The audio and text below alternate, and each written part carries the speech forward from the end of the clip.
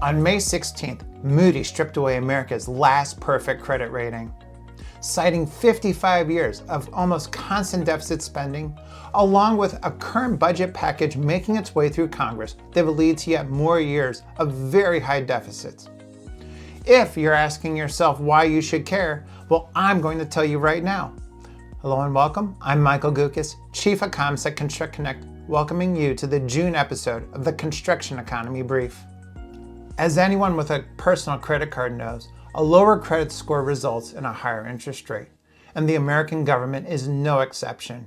We can see from bond rates right now that America's government is paying one of the highest interest rates it's had to pay in the last 20 years.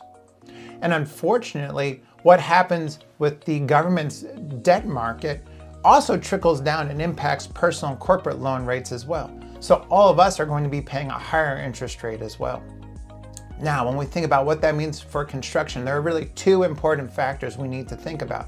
The first one is reduced revenue opportunities, because fewer projects moving forward or into the future are going to pencil out. They simply won't be as profitable, and maybe not profitable at all, which means that they simply won't be built. Our project stress index has shown that private sector abandonments have ticked higher in the first months of this year. Secondly, we need to think about what's happening inside the walls of our corporations. One of the things that I know many of you are doing is working on building up inventories to get ahead of possible tariffs.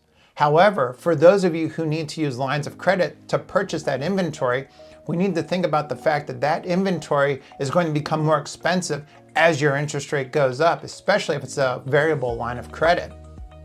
This could mean that you need to be holding less inventory because it's simply going to be too expensive or not profitable to hold as much inventory as you want in the months and quarters to come.